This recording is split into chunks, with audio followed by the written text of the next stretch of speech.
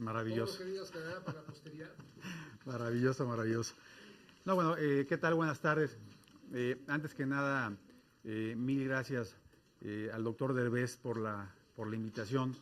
Yo considero un privilegio, un verdadero honor estar compartiendo esta aula con el mejor economista de México, sin lugar a dudas. Aplausos. No, es en serio, aquí para el doctor. No, en verdad lo digo en serio, es gran amigo mío, por supuesto, pero también reconozco mi admiración y mi respeto a la trayectoria del doctor Derbez. En verdad, un privilegio, Luis Ernesto, que me hayas invitado a estar aquí con ustedes. Gracias sobre todo a ustedes por estar este día aquí. Me gustaría que más que, por supuesto, una clase, al menos en esta primera hora y media, consideraran esto que vamos a hacer como un ejercicio de reflexión, ¿no? Si hay algo que a mí me queda clarísimo, es que ustedes, todos y cada uno de ustedes, son el futuro de México, y en ese sentido la responsabilidad que hay sobre sus hombros también es muy importante. Decía hace un momento, ustedes son sin lugar a dudas el futuro de México, y en ese sentido es importante que entiendan qué es lo que está pasando en este país y cuáles son los retos a los que ustedes se van a enfrentar. Se van a dar cuenta también que para mí, como a Luis Ernesto, me apasiona la economía. He tenido el privilegio de hacer economía toda mi vida en diferentes frentes de batalla, como funcionario en la Secretaría de Hacienda, como portafolio manager, como periodista, como académico, como investigador, como comentarista de radio, en fin, de manera tal que creo que eso me ha dado una visión un poquito más amplia, no sé si mejor o peor, pero sí más amplia del acontecer económico en nuestro país. Con base en esa experiencia, ¿no? Insisto, no sé si sea buena o mala, pero sí amplia, de más de 27 años, el año pasado publiqué este libro, ¿no? Que se llama justamente México frente a la crisis, con el propósito de animarlos y de retarlos a que esta sea una clase que a todos nos enriquezca. El doctor Derbez le va a obsequiar a las personas que más participen en esta primera hora y media estos dos libros. Bien, entonces comencemos, insisto, más que una clase, al menos en esta primera hora y media, me gustaría que fuera una plática de amigos, una plática en donde compartamos ideas y que sea, insisto, un ejercicio de reflexión, ¿no? Entonces, cualquier duda, cualquier comentario, por favor, encantado de la vida, lo vamos viendo. Y voy a comenzar con un tema que es realmente muy básico, pero es al mismo tiempo un tema muy importante, ¿no? La vida misma es un ciclo, ¿no? Y en ese mismo sentido, la forma en la que los seres humanos nos comportamos es también a través de ciclos. ¿Qué quiere decir esto? Quiere decir que el mundo de la economía, este fascinante mundo de la economía, se comporta a través de ciclos, ¿no? Y en este ciclo, por definición, hay momentos de expansión y momentos de crisis, ¿ok? Esto ustedes lo vieron de hace ya muchos años, es algo que entienden perfectamente, pero quiero partir de eso, porque las crisis en México y en el mundo son simple y sencillamente naturales. Esta fuerte crisis que acabamos de ver hace un par de años no es ni por mucho la última crisis que vamos a ver. Vendrán muchas otras crisis económicas en los siguientes años. Insisto, las crisis económicas son el resultado de esta condición humana de cometer errores. Entonces, que no nos expande, estemos preparados, sí, para lo que viene. ¿Qué es lo que debemos de tener como perspectiva hacia adelante? Pues que los ciclos de expansión y los ciclos de crecimiento en una economía sean más largos y más prolongados que los ciclos de contracción. Si esto es así, si esto se cumple, entonces vamos a ver que en una economía se agrega valor o se genera riqueza. En el caso contrario, si las crisis son más prolongadas que los ciclos de expansión, pues claramente una economía se va empobreciendo, ¿ok? Y insisto, un ejercicio muy sencillo nos va a ayudar a entender el por qué nuestro país, por qué la economía mexicana está como está. México ha sido un país muy golpeado por crisis económicas, por crisis recurrentes, yo diría desde la mismísima etapa de nuestra independencia. Desde que México es México hemos mantenido una cantidad de crisis muy importantes. No quiero ser simplista, ¿okay?, en esto que les voy a decir, pero sí me queda claro que una gran parte de las crisis que hemos tenido en México, cuando menos en el siglo pasado, derivan precisamente de las devaluaciones. ¿Okay? Todos ustedes han estudiado lo que es la balanza de pagos, saben cómo funciona el tema de los flujos y cómo se refleja esto al final del día en el tipo de cambio. Bien, esto es cómo ha evolucionado el tipo de cambio, ¿okay? El peso en su relación contra el dólar, pues desde que tenemos historia, desde 1867. ¿No? Desde este momento tenemos historia de la cotización del peso frente al dólar. Ustedes no lo saben, quizás no lo sepan, pero hubo varios años, varias décadas, en donde el peso mexicano tenía el mismo valor que el dólar, ¿no? Un peso valía exactamente $1, ¿no? Hasta 1903, cuando sucede la primera devaluación en el país, una devaluación muy fuerte, una devaluación del 100%, en donde tuvimos que pagar a partir de 1903 2 pesos por cada dólar. Esta fue la primera gran devaluación. Los invito a ver, por supuesto, el tema de la escala, ¿no? Aquí la tuvimos que romper porque simplemente no había manera de poner en una sola lámina pues un peso que se ha ido de $1 por dólar a 12.85. Recordemos que hace algunos años, hace un par de décadas, se le quitaron 3 pesos al dólar, de manera tal que en lugar de valer 12. Bueno, ayer estaba en 11.97 pesos por dólar, en realidad el valor es de 12.857 pesos por dólar, ¿no? Así es como se debería de ver. Esta lámina sintetiza mucho de lo que ha pasado en nuestro país a lo largo, insisto, de los últimos 110 años. ¿Okay? Si definimos como una macro devaluación, un movimiento de 100% o más del peso frente al dólar, entonces lo que vamos a observar es que en los últimos 110 años en nuestro país ha habido 14 macro devaluaciones. Suena fácil, pero insisto, esto ha traído consigo un efecto importantísimo sobre la economía y sobre el desempeño de la economía mexicana. Insisto, 14 macro devaluaciones. La última que tuvimos fue precisamente en 1994. Platicaremos de esto un poquito más adelante, pero en este entonces, entre 1994 y los primeros 3 meses de 1995, el peso se devaluó más de 100%.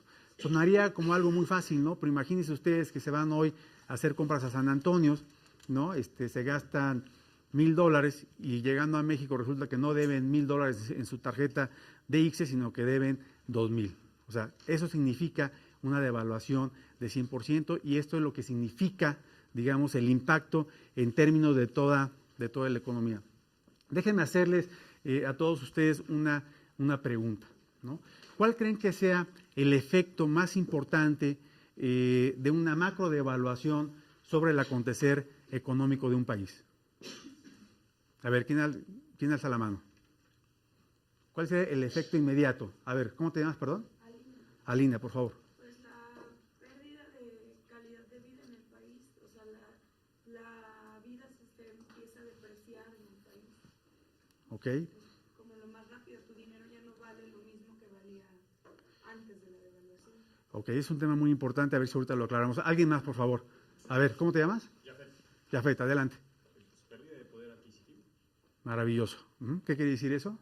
Que compramos menos por lo mismo que teníamos antes. Perfecto. ¿Alguien más? ¿Alguna otra idea?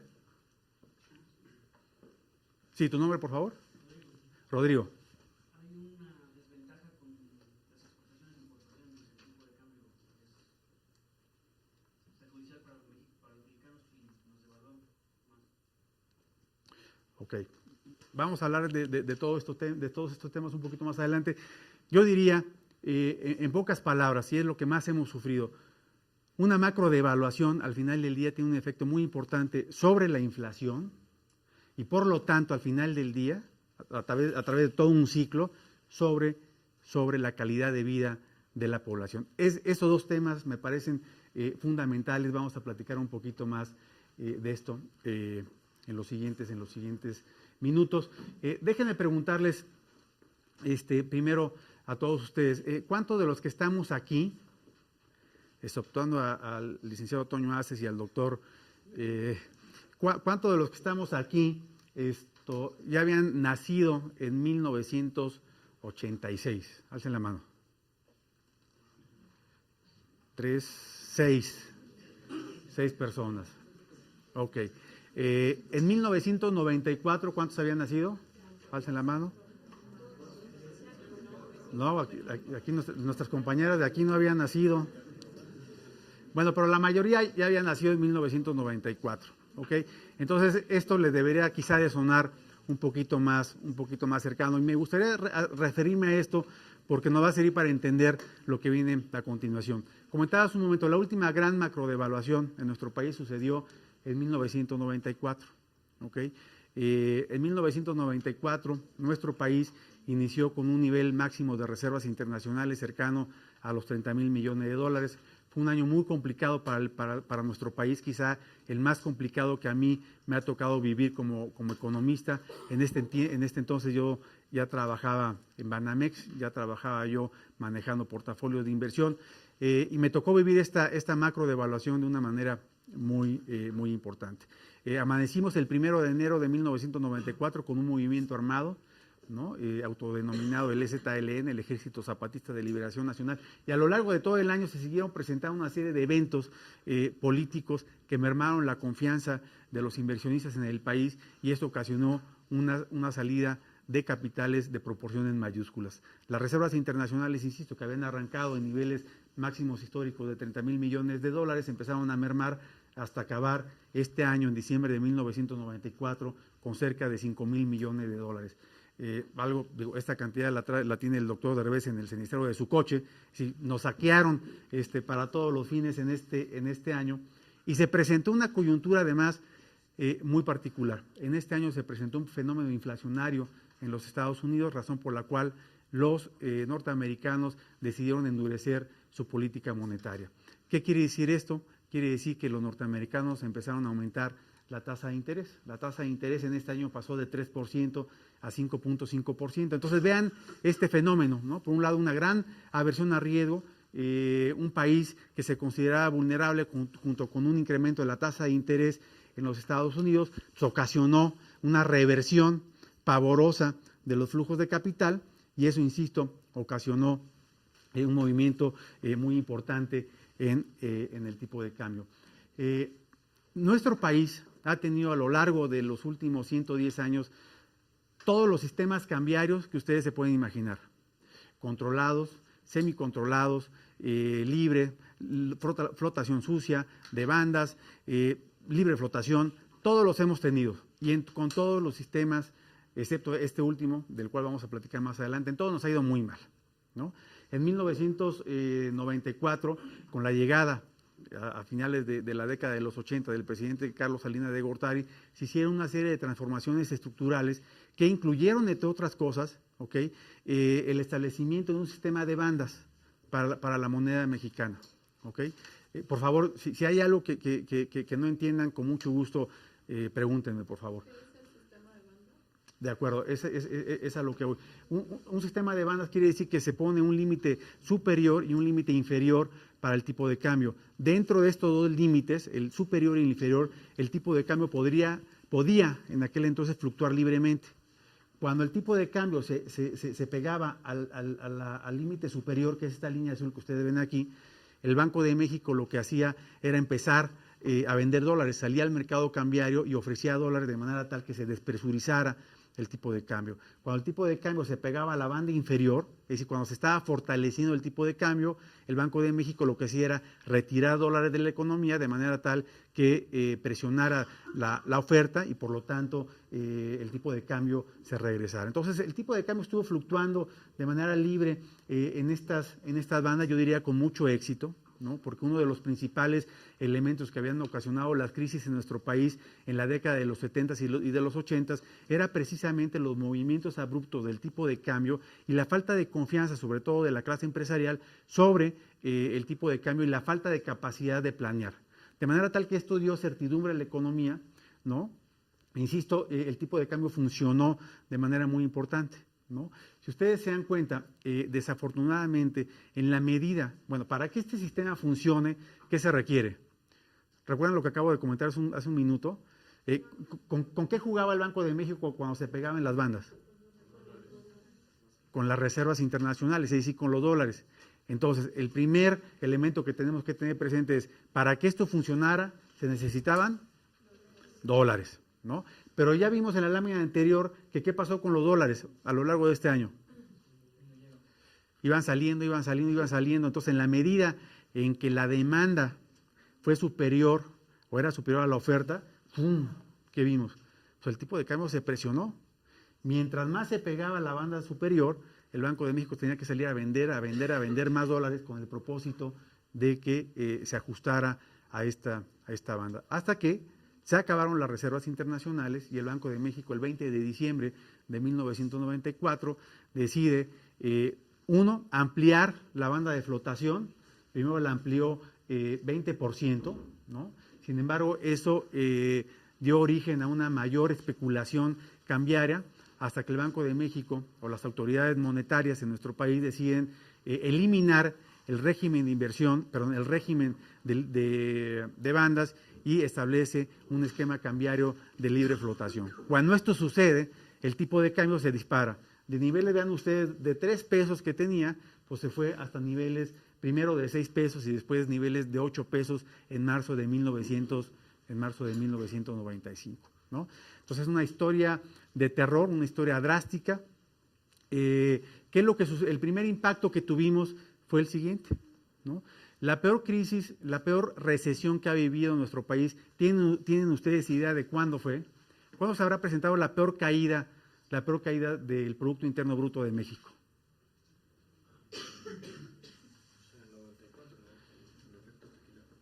No.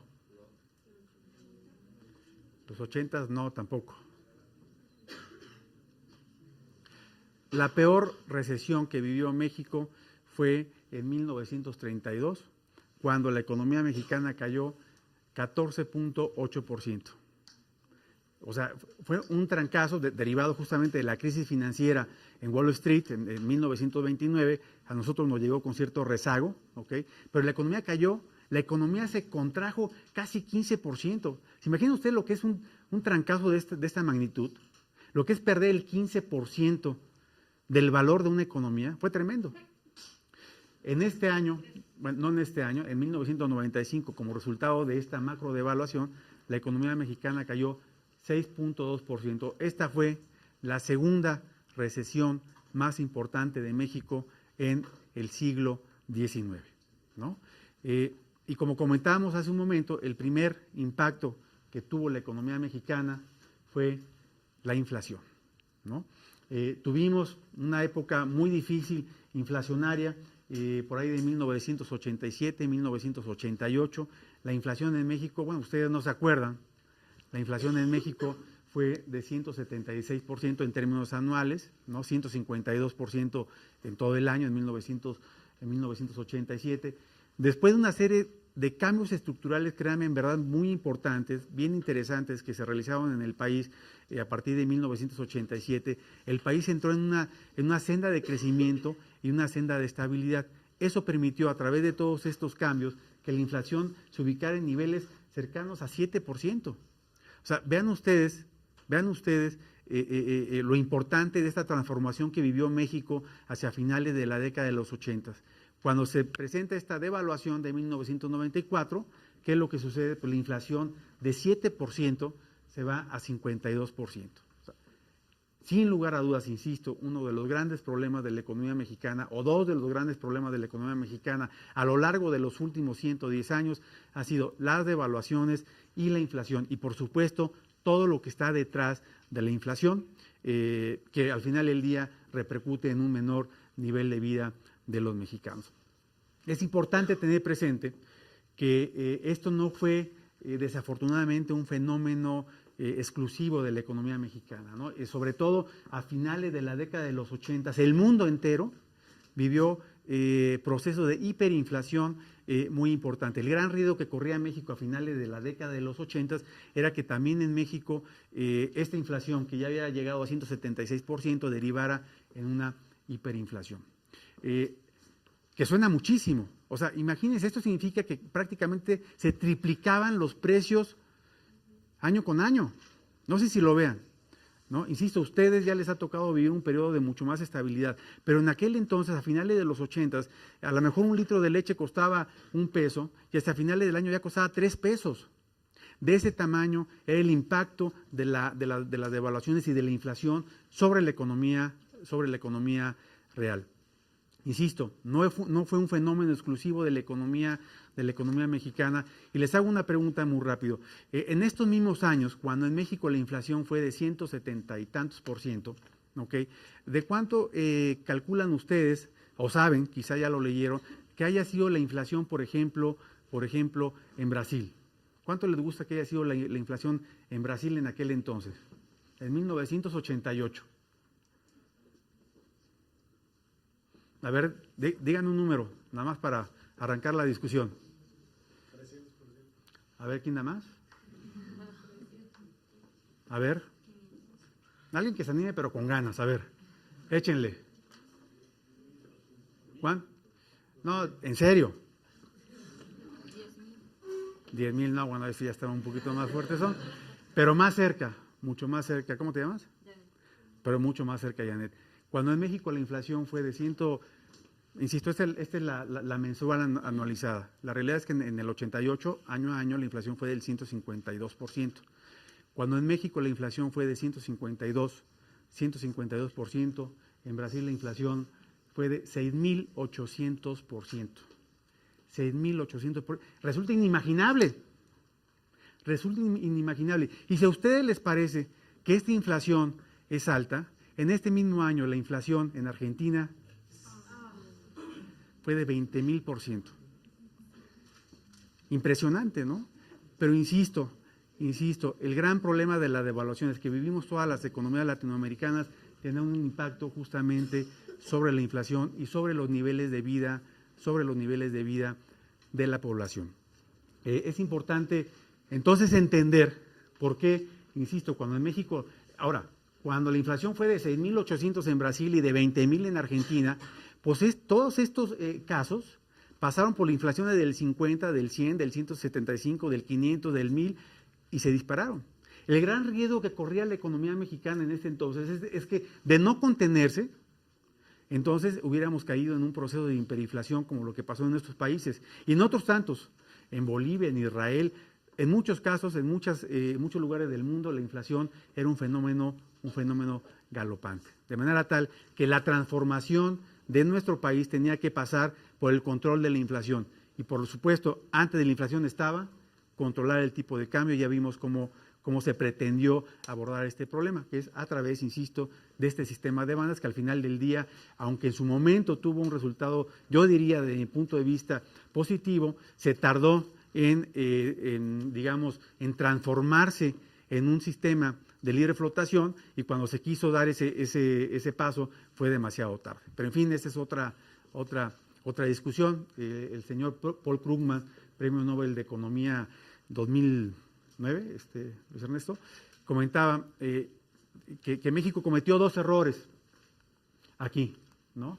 Paul Krugman decía, cuando un país que tiene un sistema de tipo de cambio controlado quiere pasar a un sistema de libre flotación, se deben de cumplir con dos condiciones básicas. La primera de ellas es dar una muestra a los mercados financieros de que va a ser un movimiento de once and for all. Es decir, que va a ser un solo trancazo, que no viene más, ¿no? Y por otro lado, se debe de contar con un plan de choque, ¿no? México no cumplió con ninguna de estas 2 condiciones. Primero, como comentaba, se abrió la banda 20%, esto resultó en una mayor especulación y cuando se deja flotando libremente el peso, simplemente se dispara hacia niveles de $8 por dólar. Y por otro lado, el famosísimo plan de ajuste tardó 4 meses en llegar, ya para ese entonces ya, insisto, el daño estaba hecho. ¿Qué es el plan o en qué consistiría un plan de choque? Bueno, existen varias definiciones dependiendo de la economía. En el caso particular de México, lo que se pretendía es que este plan para enfrentar la transición en el esquema cambiario debería de constar de una buena cantidad de dólares, de manera tal que aún ante un fenómeno de especulación y con reservas muy bajas, se pudiera hacer frente a este exceso de demanda sin tener un impacto de esta magnitud en el tipo de cambio, lo cual se hizo. ¿no? Porque el gobierno del presidente Clinton en aquel entonces nos aportó cerca de 30,000 millones de dólares, más otro tanto de organismos financieros internacionales, pero insisto, cuando llegaron todos estos dólares, ya el daño estaba hecho, el tipo de cambio se había ido a 8 pesos por dólar, ¿no? Bien, eso es lo que ha sido, digamos, la historia de nuestras crisis, yo diría en la década de los 70 y de los 80. Es importante considerar que después de 1995, México vivió y ha vivido, y es lo que a ustedes les ha tocado vivir, es lo que ustedes conocen, un periodo de estabilidad macroeconómica muy importante, ¿no? Es decir, a ustedes les ha tocado vivir inflaciones de un solo dígito, lo cual es una excelente noticia. ¿Cuáles fueron, en pocas palabras, y no me detengo demasiado en este tema, pero en qué consistió esta transformación de la economía mexicana? Bueno, primero tuvimos hacia finales de los 80 los famosos pactos, ¿no? Seguramente el doctor Derbez les platicará un poquito de esto, pero tiene que ver con la implementación o la instrumentación de políticas monetarias ortodoxas. Hay políticas monetarias ortodoxas y heterodoxas. Las heterodoxas son aquellos planes que se aplicaron en países como Argentina para contener el fenómeno de la hiperinflación, en donde por decreto se controlaron los precios, ¿no? Lo cual conlleva ciertos riesgos, pero me parece que no había otro camino en Argentina. En México se adoptaron medidas que tendieron a impactar la demanda agregada, que son, insisto, políticas ortodoxas, ¿ok? Y dentro de este marco de políticas ortodoxas, lo que se pretendió fue corregir los grandes desequilibrios que venía presentando la economía mexicana. ¿Qué es lo que ocasionó las continuas devaluaciones a partir sobre todo de la década de los 70, finales de los 60, los 70 y los 80? Un endeudamiento muy elevado como proporción del Producto Interno Bruto, un déficit fiscal que llegó incluso a niveles del 15% también como proporción del Producto Interno Bruto, y un déficit en cuenta corriente muy importante, ¿no? Si ustedes se dan cuenta, con estos pactos, estos desequilibrios, principalmente el de deuda externa y el balance fiscal, se fueron corrigiendo. No así por el esquema cambiario que tuvimos, el déficit en cuenta corriente que creció continuamente a lo largo de este periodo. En 1995, insisto, cuando tuvimos este rebote, sobre todo en la parte de deuda externa, por los recursos que necesitamos en ese entonces para enfrentar la contingencia, pero yo insisto, a partir de 1995 lo que ustedes se pueden dar cuenta, que es lo que les ha tocado vivir a ustedes, cómo nuestro país en realidad ha vivido con un balance en los principales indicadores macroeconómicos. Y esto sí es algo que me gustaría que ustedes tuvieran en la cabeza. A diferencia de todos los países europeos hoy, México pudo pasar por la segunda crisis económica más importante en los últimos 10 años sin tener mayores sobresaltos, ¿no? Entonces, insisto, esto es muy importante que ustedes lo tengan en la cabeza, ¿no? México, y a ustedes les ha tocado vivir una situación bastante estable, aunque no exento de riesgos, aunque no exento de problemas, como vamos a ver más adelante. Era muy difícil que en estos tiempos, ¿no?, cuando teníamos inflaciones superiores a 100%, o incluso después de 1995, cuando tuvimos una inflación del 50%, era dificilísimo pensar que podíamos tener una inflación como la de Estados Unidos. Imagínense ustedes, ¿no?, después de haber tenido una inflación de 50%, pensar en tener una inflación del 2% era igualmente inimaginable. A través de todos estos cambios estructurales, ¿no?, finalmente lo logramos, ¿no? En los últimos años, en el 2005 y en el 2007, la inflación de México fue inferior a la inflación de los Estados Unidos. Insisto, eso es un tema histórico, eso es lo que a ustedes les ha tocado vivir, pero llegar a este escenario, insisto, llegar a este escenario nos costó sangre, sudor y lágrimas. No es fácil llegar a esto, creo que es una buena noticia. Sin embargo, los retos los tenemos hacia adelante. Déjeme comentar esto. Cuando uno voltea hacia atrás y revisa la historia económica de nuestro país, nos damos cuenta que efectivamente,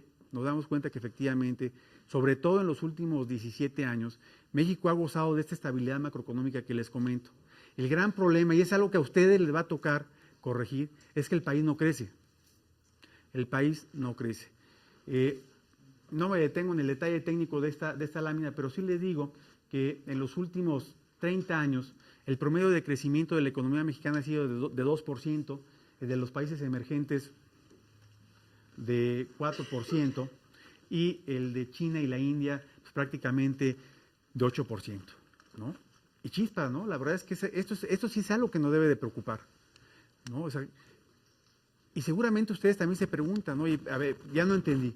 ¿Cómo es posible que México haya finalmente atravesado a través de todos estos cambios por un periodo tan prolongado de estabilidad macroeconómica, ¿no? Que incluso los 2 últimos años, los 3 últimos años, frente a una economía de las proporciones que tuvimos a nivel mundial, México no haya tenido mayores sobresaltos, ¿no? Y sin embargo pues, tengamos este comportamiento, ¿no?